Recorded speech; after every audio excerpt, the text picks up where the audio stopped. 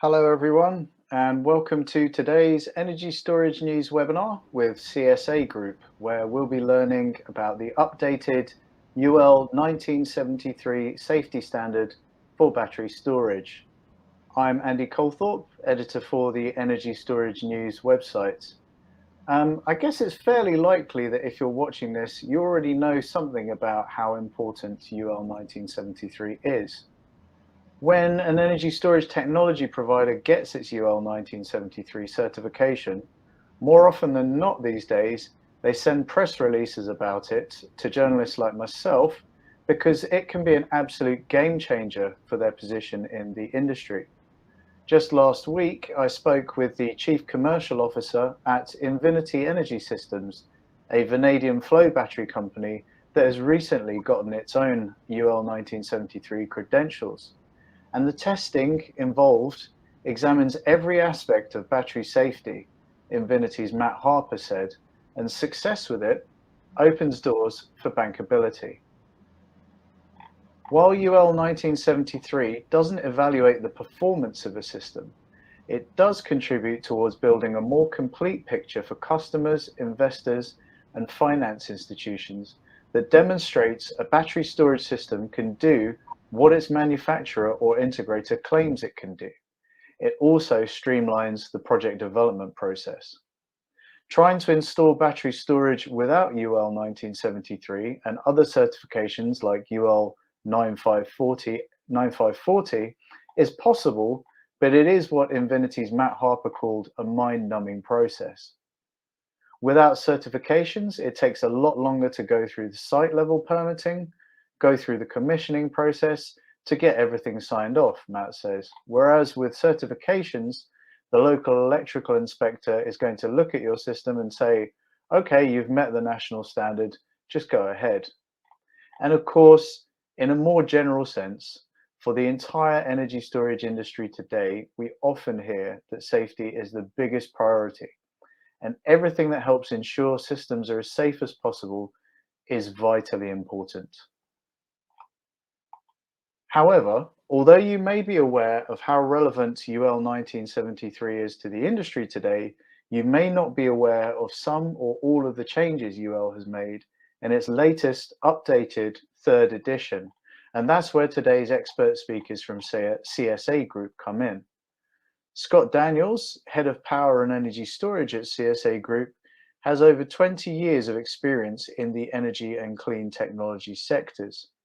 Michael Becker is a compliance and technical expert in the field of energy storage and systems engineering, and Michael has even participated in the standards development process for applicable energy storage standards, such as UL 9540 and NFPA 855 from the National Fire Protection Association. Scott and Michael will give two short presentations, after which we'll have a discussion of some of the topics raised.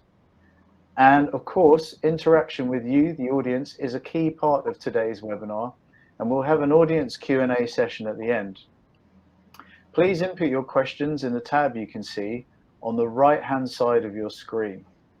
Now, we can't promise to answer all of them, but we'll do our best to tackle as many of them as we can. And of course, for those questions that are maybe a little bit too detailed, or perhaps, they're just too many questions, Csa Group experts will be delighted to reach out and continue those conversations offline.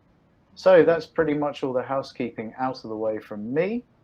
And without further ado, I'd like to hand over to our first speaker. Over to you, Scott. Thank you, Andy.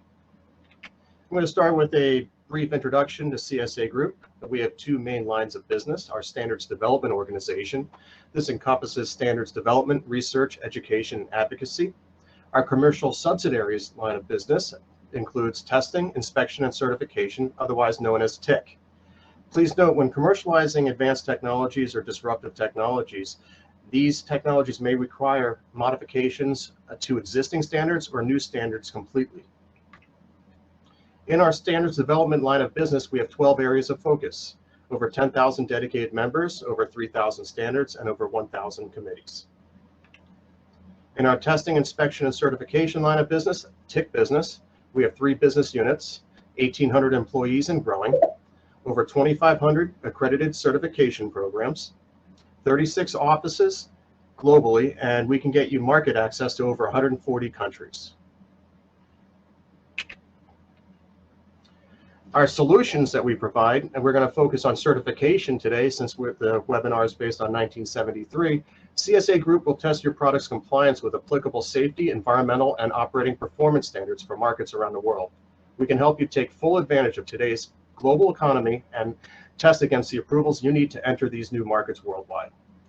Other solutions we provide are consumer product evaluation, environmental testing, energy efficiency verification, electrical and functional safety, special inspection field evaluation, electromagnetic compatibility, EMC and wireless, and cybersecurity. We're opening currently a brand new distributed energy resource lab in the Cleveland, Ohio metro area. This is a 40,000 square foot facility encompassing certification, electrical and functional safety, megawatt scale fire test lab, environmental testing, energy efficiency verification, cybersecurity and communications, performance testing, and reference performance testing.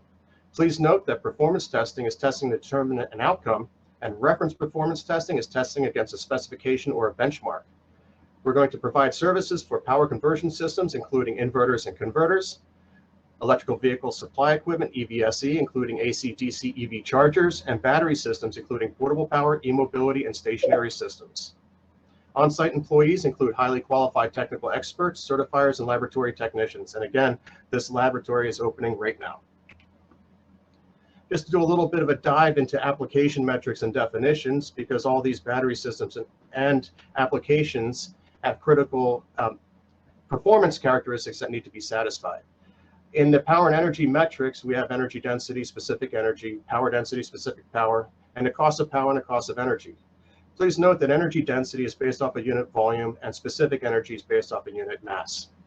General application metrics, just as important, include round-trip efficiency, elevated and cold temperature operation, cycle life, calendar life, safety, the theme of today's topic, and self-discharge. And non-application metrics are shelf life, disposal, manufacturability, and supply robustness. Please note there may be other application metrics as well.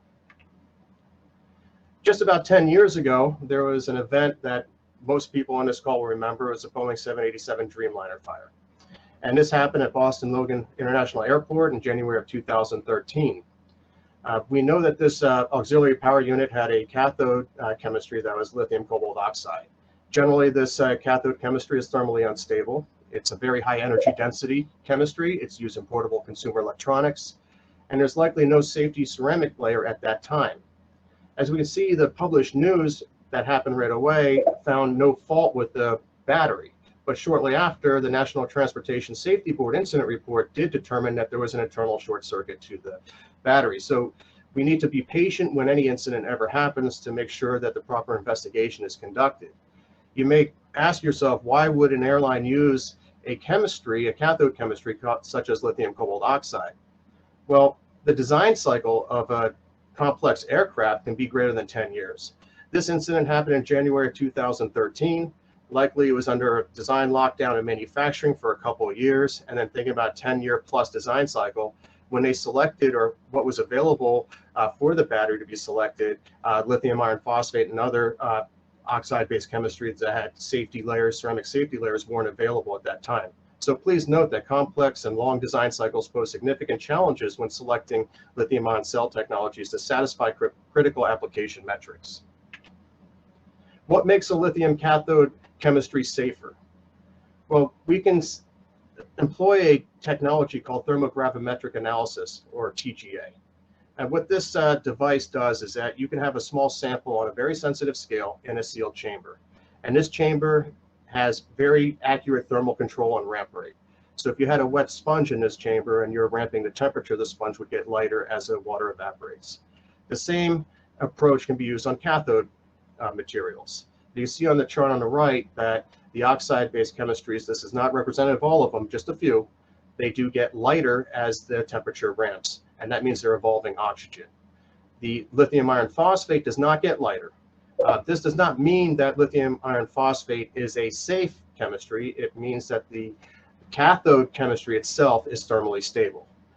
Please note that battery cell fires are initially fueled by a liquid electrolyte and atmospheric oxygen. Oxygen is a catalyst, and oxide-based cathodes will release oxygen at elevated temperatures. Oxygen evolving from cathodes at elevated temperatures makes fire suppression extremely challenging. You cannot use conventional oxygen starvation fire suppression effectively since the battery cell fire is supplying its own catalyst. Let's look back at the application of auxiliary power unit on a battery on an aircraft. And when we look at the voice of application, we have limited space, weight is a major concern, reliability and safety are major concerns, events are very infrequent, and it's a long duration application, and maintenance is a concern. Weight being a concern, just a reference, is that the airlines have removed a lot of the magazines from the seat pockets to save tens of thousands of dollars in fuel annually. So looking at the application metrics and which drivers are very important, we have energy density, specific energy, cost of energy, calendar life, and safety. Proceeding to another example is stationary energy storage, large scale. We could look at a time of use application, such as peak load shift. The voice of application here, cost is a major concern. It's a very competitive space. Limited space, racks and shipping containers.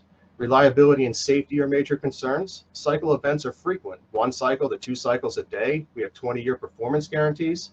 It's a long duration application, and round trip efficiency is very important. Looking at these applications, ranking these application metrics, energy density is very important, cost of energy, cycle life, calendar life, safety, and round trip efficiency.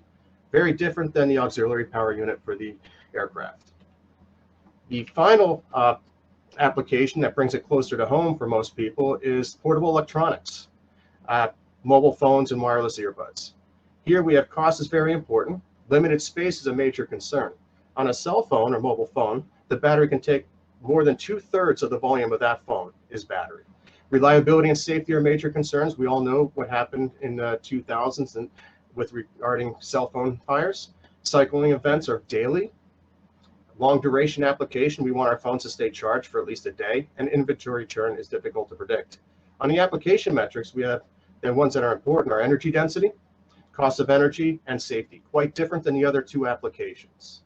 I just wanted to provide a brief introduction of the challenges of matching technologies to applications that cover both safety, cost, and the different characteristics of the application.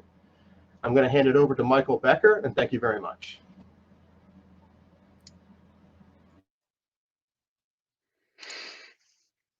All right, welcome everyone. Again, so this part of the presentation, we're going to specifically start focusing on the changes to UL 1973 for the 3rd edition and consider some of the major updates. So first of all, this is just an introductory slide into our testing, inspection, and certification side of the business, or TIC. So this is the business and the services that we provide to actually certify product to UL 1973 and also perform this testing. All right, so as Andy mentioned in the beginning of the webinar, if you're here, you're probably already familiar with UL 1973, but we'll discuss a little bit of the overview and then go into some of the updates specifically. So again, the scope of UL 1973 covers battery systems that are intended to be used in stationary energy storage systems. It also includes battery systems that might be used in a light electric rail, or LER, and vehicle auxiliary power, or VAP application.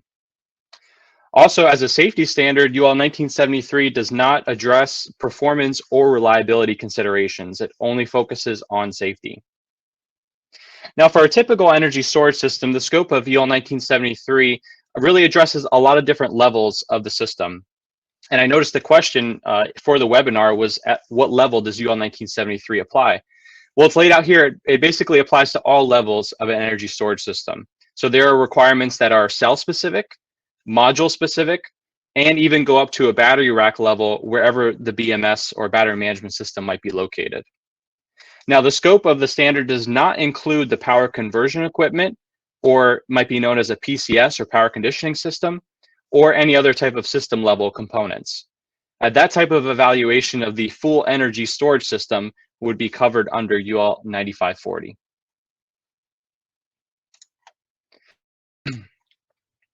Okay, so what we're going to do for this part of the webinar, as I mentioned, we're going to consider some of the major updates made to the 3rd edition of UL 1973. We don't have time to go into all of the updates that were made. Some of them are more minor in nature, maybe more of an administrative change. So we'll just consider some of the major updates when it comes to the content of UL 1973. All of the slides will have kind of the similar format where we'll consider what the second edition stated or contained, what the third edition changes are, and then also what that means for you, how that impacts you as the ESS or battery manufacturer. Okay, so let's start with the first one, the lithium-ion cell requirements. So in the second edition of UL 1973, secondary lithium cells could comply with UL 1973 using one of the following criteria. You could have a cell that is certified or complies with UL 1642, in addition to some of the modifications under those exceptions in 7.11.2. Or as an alternative, you could also comply with the test program in Appendix E of 1973. The third edition update states that all secondary lithium cells need to comply with the cell test program in Annex E.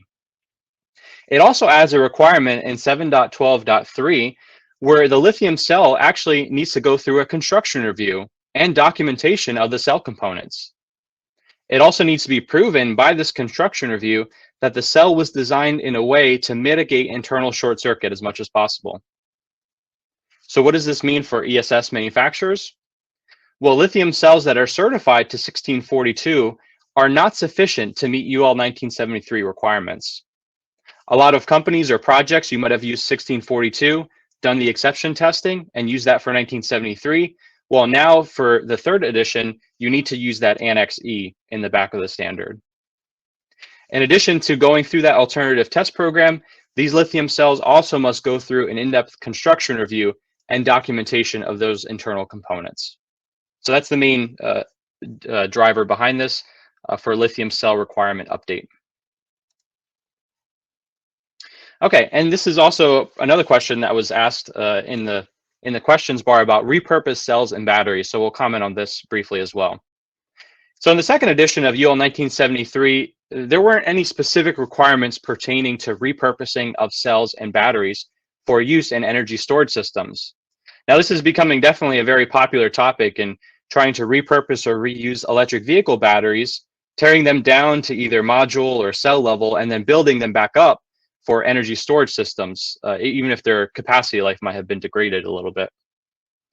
Now, in the third edition of 1973, repurposed cells and batteries used in these 1973 energy storage systems must have been processed in accordance with a procedure of 1974. Now, UL 1974 covers sorting and testing procedures for repurposed cells and batteries. So this is a newer standard and basically covers the process of when you get these electric vehicle batteries in, how do you tear them down? How do you sort the cells, the modules, to make sure that they're still sufficient to be used in a system, and going through that grading procedure. So that's what's captured in 1974, is that process or that procedure to grade and sort and test those repurposed batteries.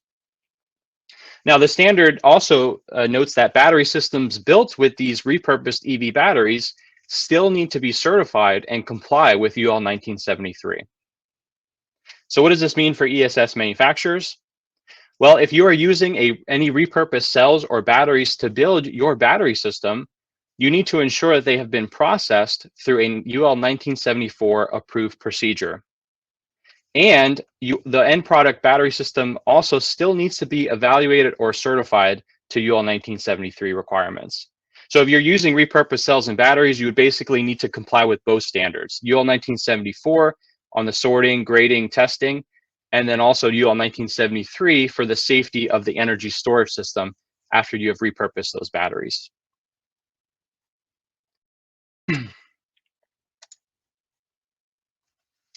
Another major update that was made to UL 1973 has to do with the requirements of lead acid and nickel cadmium batteries or monoblocks. In the second edition of 1973, there were minimal references that were made for specific requirements pertaining only to lead acid or nickel cadmium batteries. And so this caused it to be a little difficult to apply the requirements of 1973 to these legacy technologies, since it really referred to a lot of lithium chemistries in these requirements. Now, in the third edition, there has been clarified requirements for lead acid and nickel cadmium batteries. there was an Annex H that was added, which is titled An Alternative Approach for Evaluating Valve-Regulated or Vented Lead-Acid or Nickel-Cadmium Batteries. So what this Annex H does is it creates a more focused test plan for these legacy technologies like lead-acid and NiCad that can have simplified controls. They may not use a complicated battery management system or BMS that you would use for a lithium system.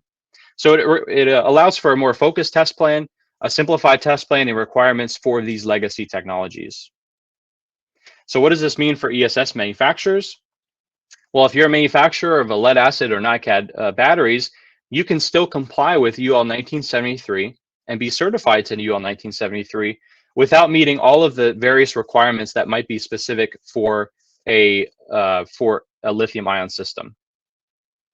It also means that if you have a stationary energy storage system that is installed on site, these battery technologies can still comply with UL 1973 and meet building fire code requirements. So a lot of these systems, like these Monoblocks or even the ones pictured here, they're installed on site. They're not prepackaged into a shipping container or any type of cabinet, but they might be sent on site and assembled there into racks. And so even if that's the case, you can still evaluate your monoblock to UL 1973, certify it to that, install it on site, thus meeting any type of fire code requirements.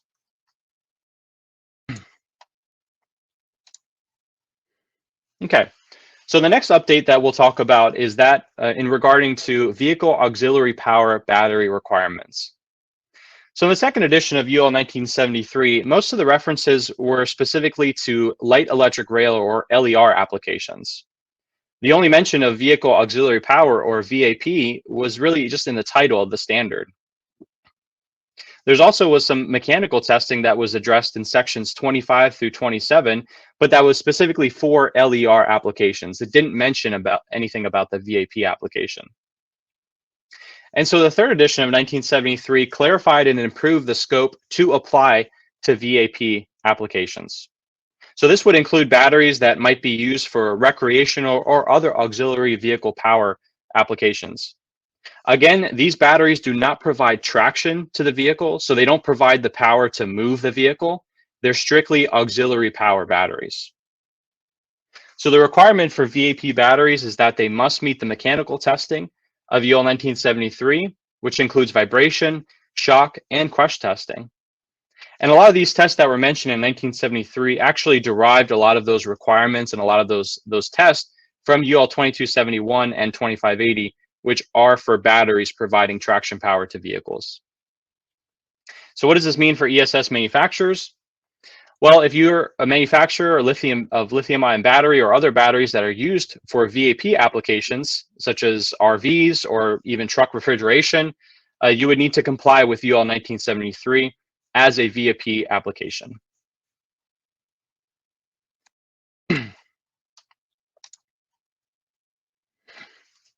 All right, another major update that was made to 1973 is some clarifications for new battery technologies. In the second edition of 1973, there was some guidance for applying requirements to alternative battery chemistries, such as flow or sodium beta batteries. However, in the third edition, there has been some added guidance for other and several new types of chemistry. Well, one we talked about was the Annex H for lead acid and NiCad. There's also additional requirements for sodium ion, a clarified testing on flow batteries in Annex C, and an entirely new annex, Annex I, that is a test program for mechanically rechargeable metal air batteries. And so what this means for manufacturers is that if you're a manufacturer utilizing some of these newer or evolving chemistries, there's some clarified guidance in UL 1973 to help with those evaluations.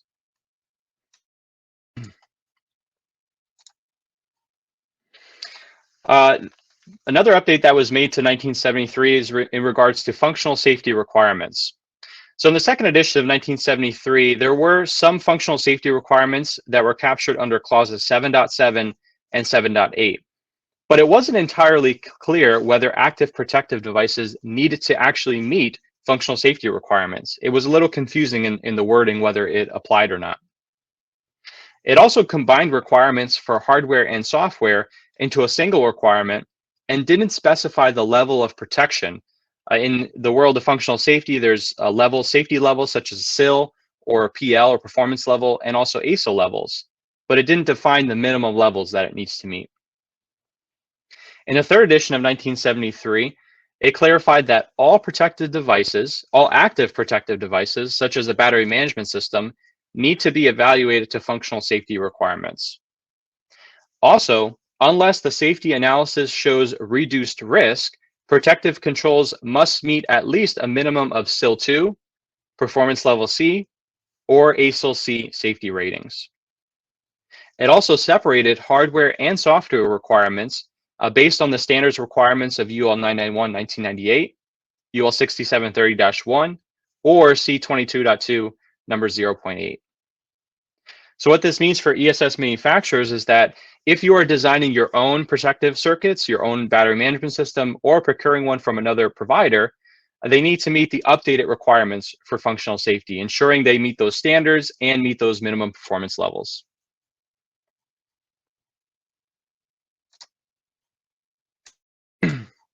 All right, so one of the final updates that we'll talk about briefly is some additional electrical testing that was added to 1973. So in the second edition of 1973, there was overcharge testing in section 15, but that mainly focused on increased charging voltage and limited current to maximum charging rate.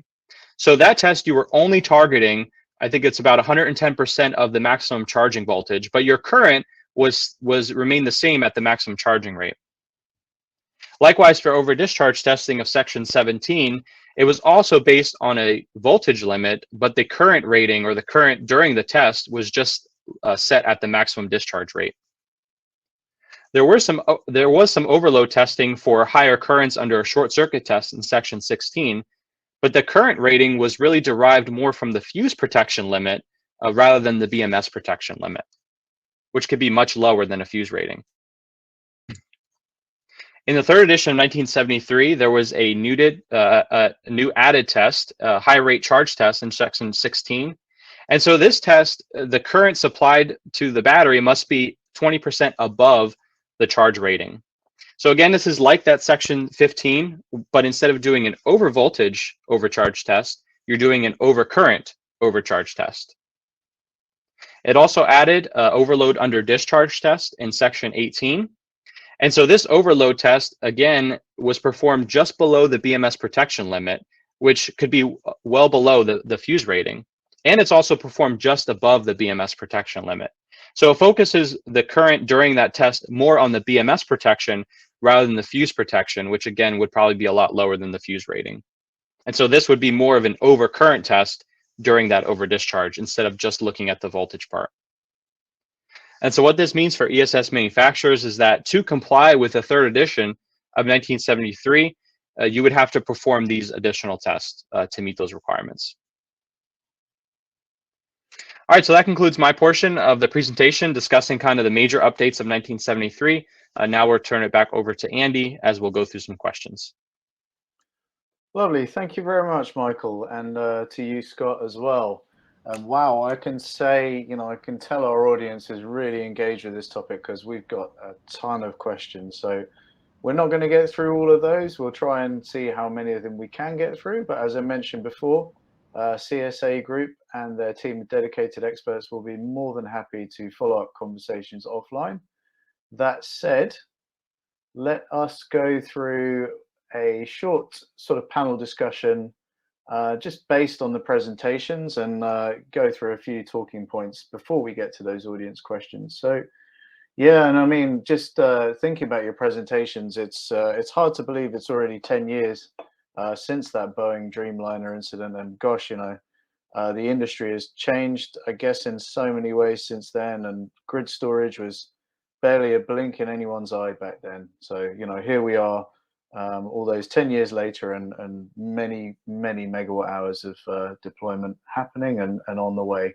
But coming back to UL 1973, I think one question that's likely to be on a lot of people's minds is that someone's got or system rather, I suppose, not a person, has UL 1973 certification to the first edition. Do they then have to retest for the second and then third edition as well, Michael? Yeah, so this is actually relates also there was an update made to the 9540 edition too. And so we kind of ran into the same question and same issue. When a new edition of the standard is released, after some time, there will be an effective date or an enforcement date that is released. For 1973, we don't have that date set yet. Usually once it is set, there's at least 1 year notice before manufacturers need to comply with the latest edition. But once that enforcement date is set, then by that date, manufacturers would have to bring all of their certification files up to compliance with the new edition of the standard to make sure that they meet that new edition. So at least 1 year from when the enforcement date comes out, and we don't have the date yet. So manufacturers have some time before we need to meet that third edition. Okay, and we did say we'd deal with audience questions at the end, but there was one question from Steve Matheson that relates directly to what you just said. And Steve says that he may have missed this, but when did UL 1973 third edition become effective? But I guess what you're saying is it was issued a few months ago, but we're not sure yet when the enforcement date will be. Is that correct? Yeah, exactly. It was released a few months ago. There actually is no effective date set yet. Usually that will be determined by UL or the STP, the standards committee that works on the standard. So at some point there will be an effective date that's released. But again, once it's released, usually there's at least a year space in between when that date's released and when it is actually enforced. Okay. But of course, no time like the present to act on stuff like this, really. Yeah, correct. Cool. Okay, so I'm just wondering, it's a little bit of a separate topic, but the Distributed Energy Resources Lab that you mentioned, Scott, yeah, I mean, clearly, testing and certification is a big part of that. And so how will that new laboratory help people to understand and get through certification, not just for UL 1973, but of course, some or all of the others that might apply? Well, we built this lab to be a one-stop shop for our domestic stakeholders. And that way our customers don't have to go overseas to test. It's local, and we'd have better turnaround times, and we have a better engagement even in person with our customers. So we provide a lot of services here, and what we do encourage everybody that's thinking about getting testing and certification conducted, please engage with us sooner rather than later. Don't wait until the end as a second thought to get tested. And we also provide other services besides certification. So if you're developing a new product and you just want to understand how your product behaves, we offer those services. It doesn't have to just be at the end of the road, let's get certified. Absolutely, sooner rather than later, as you say, is the key phrase, I think, in many ways. So, Michael, I'm intrigued to hear about, well, okay, so I'm intrigued that you've got the experience of helping develop the standards. I say I'm intrigued to hear about, maybe that will be a whole nother webinar or perhaps even a podcast episode in its own right. But, I mean, I think with reference to some of your experience of helping develop standards, how do you go about developing appropriate standards and tests to encompass the relevant technologies? What might be some of the considerations that sort of feed into that? Yeah, so I mean, based on my experiences, some of my experience is based in that legacy technology industry into more of the lead acid and nickel cadmium space. And so when 1973 was released, and even the new edition of NFPA 55, it definitely was focused more on lithium ion requirements. So as manufacturers, if there's standards that maybe they don't address specifically your chemistry, or you feel like there may be some exemptions or things, an alternative way to test it, then that's why it's good to get involved into those standards development committees. So then I was able to be part of those committees to be able to build some alternate ways of doing those evaluations for some of these legacy technologies like lead acid. And so that kind of helps with those different chemistries. And I've also seen even recently newer technologies or newer chemistries, other annexes that might be added in the near future, or ones that might be updated to add other technologies or other chemistries. So if you have a novel chemistry or technology that maybe doesn't really fit in the existing standard, you can definitely work with CSA. We can help develop a test program that fits your specific chemistry, and even maybe work on doing an update to the standard, working with the technical committee and technical panel to get those updates in. Right. I mean, it reminds me a little bit of the conversation I had that I mentioned at the beginning with Matt Harper from Invinity Energy Systems, the flow battery provider, because obviously the way they were testing and some of the things they were testing for, I think he said were perhaps less familiar to the people around than would have been the case with lithium-ion batteries. So I guess there's a lot of different considerations to take into in such a fairly rapidly changing technology landscape, really, I guess, even if the market landscape moves a little bit less quickly than that.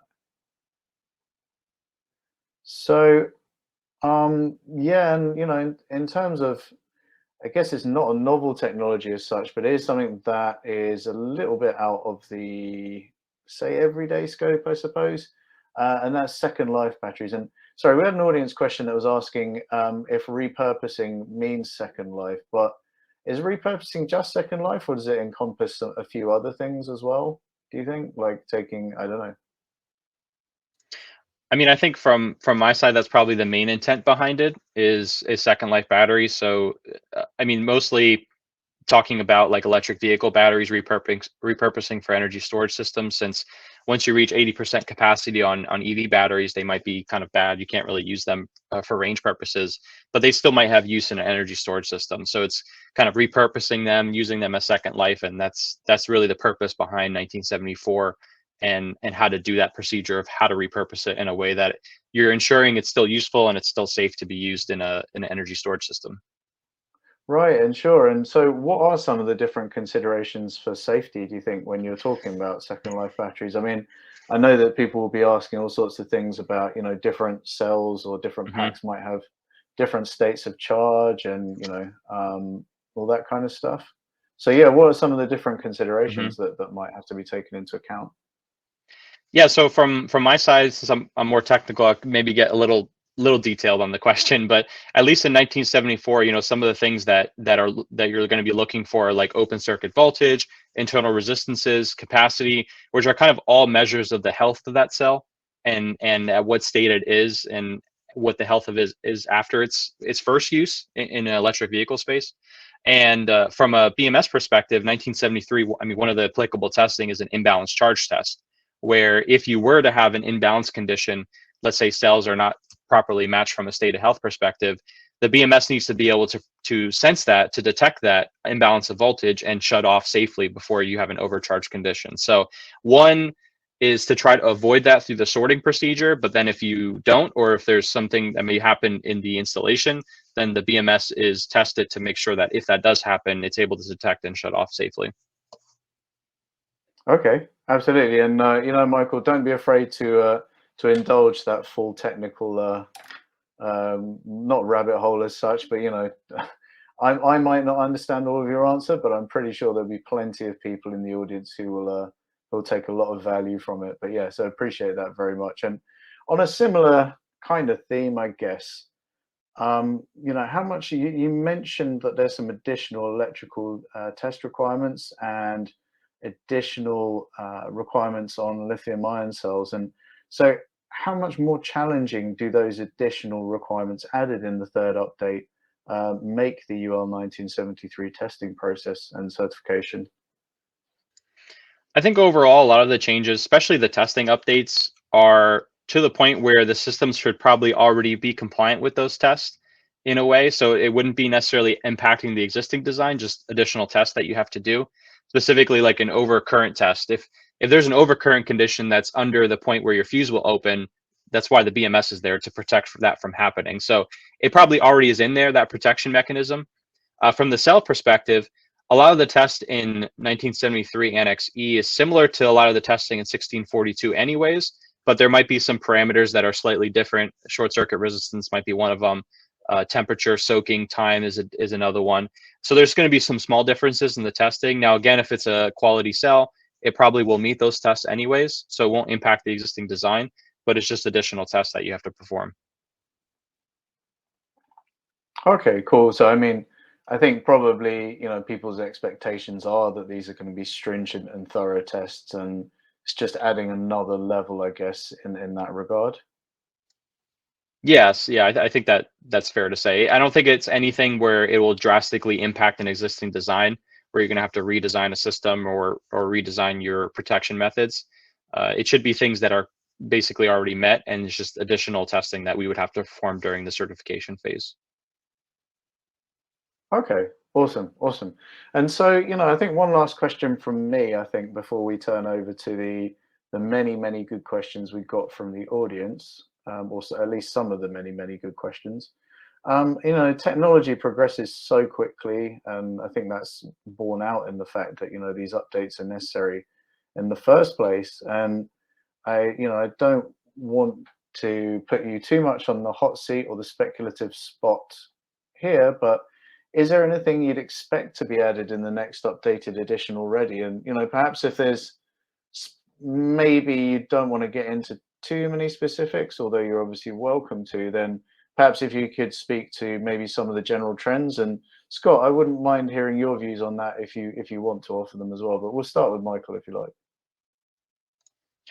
Yeah, so from a standards edition perspective in 1973, I mean, any changes that I see coming to future updates, and I already know of some proposals that are being generated out there, have to do with new technologies or new chemistries. So a lot of times just adding an annex for maybe a chemistry, again, that it doesn't really fit any of the testing or some of the testing. So maybe adding a different chemistry to consider those things. As far as the testing, I mean, I don't see too many changes happening with that. Probably just adding, again, if there's any other technologies out there. There is also, in addition, update proposal in place for 9540 for its third edition. Now, of course, it's going through comments and proposal phases, so it's not going to probably be released anytime soon. But there's some updates being made at the system level rather than necessarily at the battery system level. So definitely some updates, some changes happening in the future to be aware of. Yeah, and to continue with Michael's statement is that if you are commercializing a novel technology, to be proactive and get involved in committees, really to help disseminate the information that's needed so that these standards can be written and modified to make sure that they capture disruptive technologies. This takes time. That's why the theme is sooner rather than later and be proactive. Absolutely, absolutely. So let's do these questions then from the audience now. Long list, and I have to admit we've managed to mismatch a couple of the questioners' names from the actual question. So apologies if we don't give a shout out to you for doing your question. But let's start off with one that was popular with our audience. So this one's from Jamie Marcos, who says that they have yet to see a battery energy storage system fire event that was not involving a UL approved system. I think maybe this is getting to a little bit of the realms of the anecdotal there, but pertinently, does UL approval give any sense of reliable incident-free operation? That's an interesting question. So I guess from a certification standpoint, okay, so first starting, I guess, with the protection mechanism. So a lot of these systems, you're relying on that battery management system to protect against events happening, from an overcharge, from an overtemperature, overcurrent, those type of conditions from happening. So when you're doing a 1973 evaluation, you're verifying that all of those safety functions work as intended. You also have to go through, that's why you go through that functional safety evaluation, where you're going in depth into the BMS, into the hardware and software level. Now, again, it's all, so those safety levels, the SIL levels, the ASIL levels, they're all risk reduction measures. So it's about designing to an acceptable level of risk. So it's not saying there's never anything going to happen or it's never going to fail. It's all about acceptable level of risk. So you're doing an Fmea at component level. If this component shorts or opens, does it still operate or does it fail safely? Now, if you have 4 components that fail, like, there might not be assurance that it still operates safely. You kind of have to just take an acceptable level of risk. When it comes to the single cell design tolerance test, the purpose of that test in 1973 is to simulate, okay, if you were to have an internal cell failure, a manufacturing defect that causes internal short circuit, and one of the cells within the system goes into a thermal runaway, how does it react? Is the fire contained within the enclosure? Is there making sure there's no type of explosion or deflagration? So it's not saying that, of course, a manufacturing defect could happen, But the purpose of the test is to say, okay, if it does happen, is the amount of risk reduced where it's not going to harm anyone around the system or propagate to an adjacent system. So that's really like the focus and the purpose of those tests. Hopefully that makes sense. Yeah, no, absolutely. Yeah, it makes perfect sense. But yeah, obviously, Jamie, if you want to continue that conversation with Michael offline after, then I'm sure he'd be more than happy to do so. And got a question here from Subrat Sahu, and it's a theme that cropped up from a couple of other audience members' questions as well. So hopefully we're kind of taking out a couple of birds with one stone here. But on the Distributed Energy Resources Lab, does the lab have capacity of testing that includes supercapacitors as opposed to batteries? And I think, people might be curious to know in general what the role of, I guess you could say, non-lithium ion and non-legacy, I suppose we could call it, technologies. What sort of technology scope does the Distributed Energy Resources Lab provide? Do you want to start, Mike, or do you want me to? You can start. No, we're not just a lithium-ion distributed energy resources lab, and we offer services beyond just battery systems as well. We have energy and power involved in this laboratory. So when we think about supercapacitors, they behave in a similar fashion to batteries. It's just generally shorter duration, higher power, and we have those capabilities. I'd recommend to please reach out and engage with us, and we'll discuss any of the testing that you would like to conduct. I'll just add from a standards perspective. So 1973 is pretty much focused on electrochemical energy storage. That's kind of the main focus of it. So when we're talking about like supercapacitors, that would fall under, there's UL 810A, which is for supercapacitors. Again, we are accredited. We can do evaluations to 810A. And there's other chemistries or other types of energy storage. I saw one question that noted about flywheels. Well, in 9540, it addresses flywheels, but that doesn't fall under 1973 because it's not electrochemical. So other types of energy storage would be captured under different standards, but we have capability, and that was the intent behind this lab, is to be able to test those different energy storage mechanisms. Cool. Okay. Yeah, I mean, I guess something like 90% plus of what we're seeing deployed is lithium ion, but there's a lot of other technologies out there that are kind of vying for attention and emerging, and yeah, all of those need similar level of degree of attention, I guess. And some of these, just one thing, some of these tests may require testing in the field at the site and at the location. So it's not just our lab. We have a strong presence throughout North America. Cool. Okay. And so there's one thing that I think a lot of people are a little bit curious about, and maybe somewhat out of the scope of what we'd normally talk about. But audience member Yusuf van der Burgt was asking if the mention of light electric rail in the title of the standard in itself, does that mean traction for light electric rail? Because obviously when it comes to electric vehicles, it's about auxiliary power systems and not traction. So with light electric rail, is that the whole thing included there? Yeah, so basically the definition of 1973 of light electric rail is a commuter train that obtains all of its motive energy from the battery. So for a light electric rail application, yes, the battery would be intended to provide the motion power to be able to move the vehicle. But yeah, for any type of on or off-road vehicles outside of that, then 1973 would only cover auxiliary power.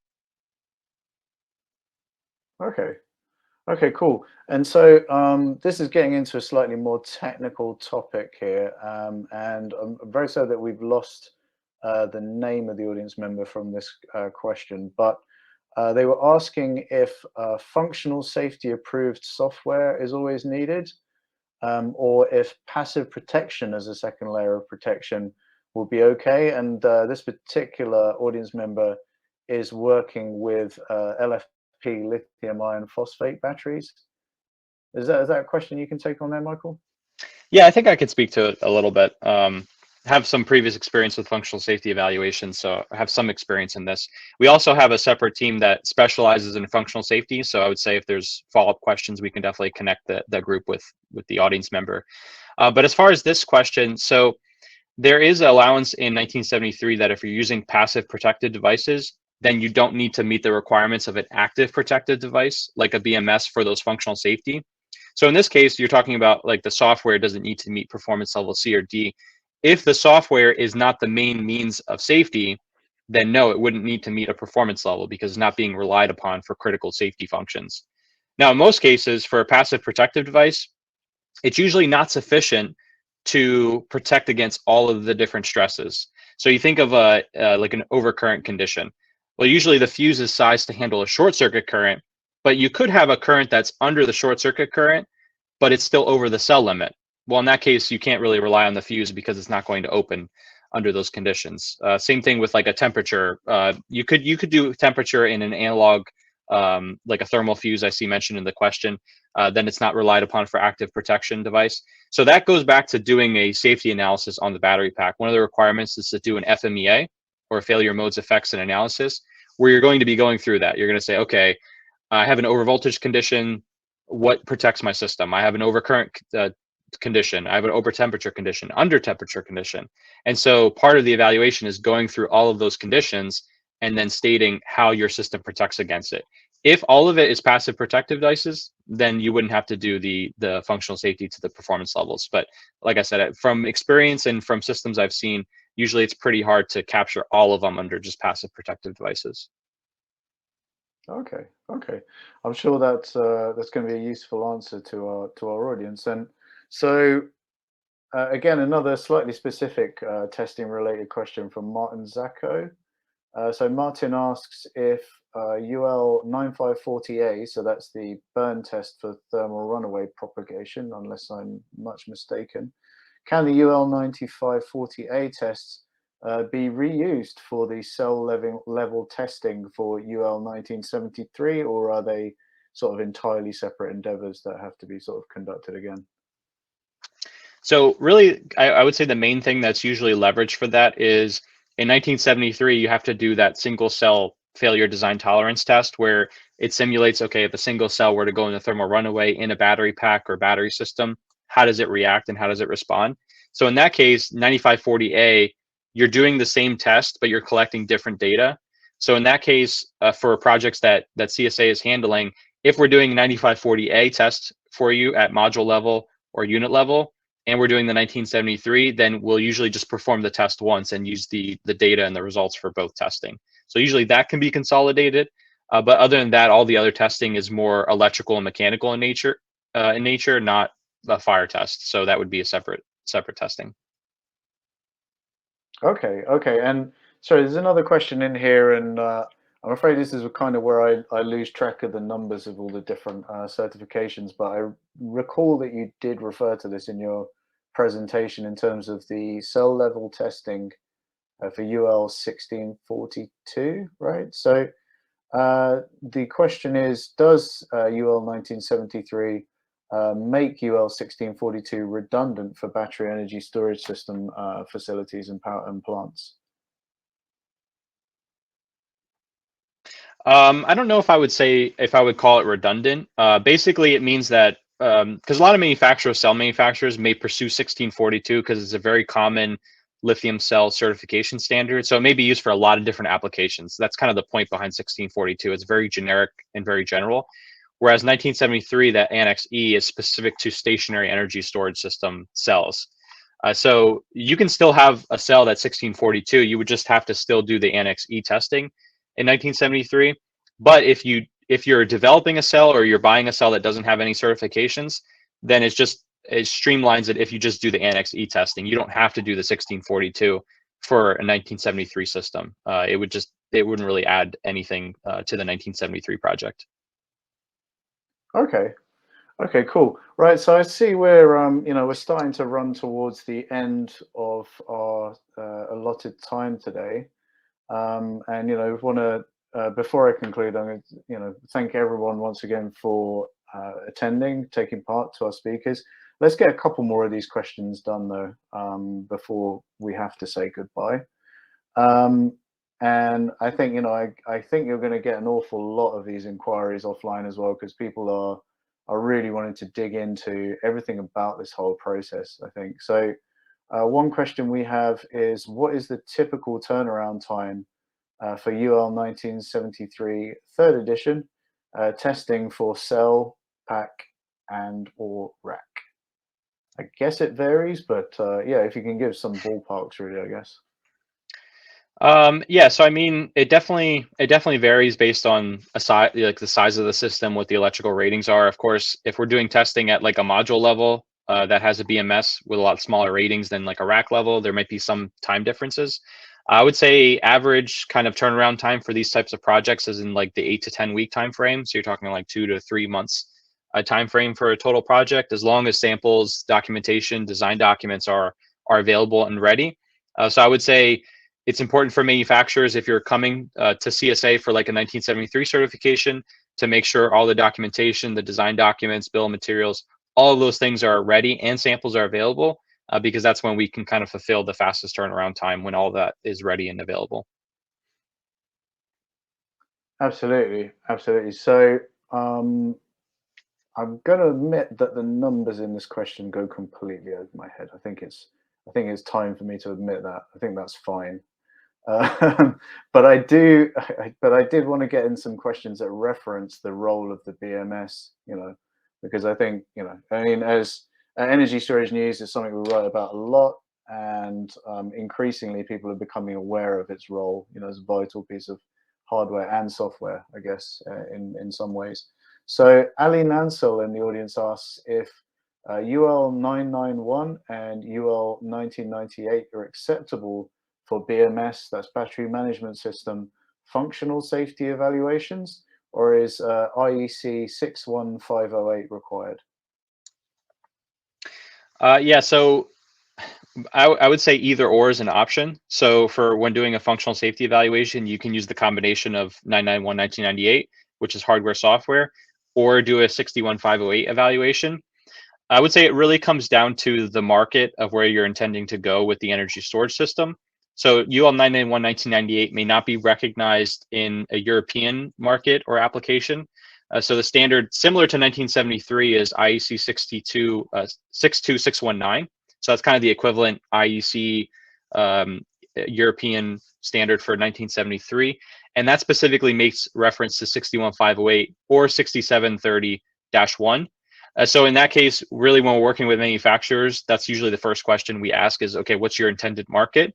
Because we want to pick standards that would apply for all your markets as much as possible, so you're not redoing an evaluation. So I would say really the market, your intended market and customer base would really drive that decision of what standard to use. All right, terrific. Terrific. Okay, guys. As I say, really appreciate having your expertise on this. And I kind of get the feeling that for maybe some of the future energy storage news coverage I'm going to be writing, I might be calling on you guys for a little bit of your expert analysis and commentary. So really hope you'll be amenable to that. And you know, it's been a real pleasure working with you on this. Again, also, it's been a real pleasure presenting to the hundreds of people that joined the session today. It's been really great. It's been really illuminating. As we said at the beginning, it was unlikely we'd be able to answer all of the many questions that came in. I hope we did a fairly good job of picking out at least some of the more pertinent ones. But at the same time, as I've said already, CSA Group happy to reach out and continue these offline, to reply offline. And of course, as we said before, do not leave it too late to get these certification issues fixed up. Get them in order as soon as possible. And to recap, that we will be sending out the recording and slides to all registered attendees. So yeah, I guess with all of that, it's just for me to say, to call on Scott and Michael to say goodbye to the audience as well.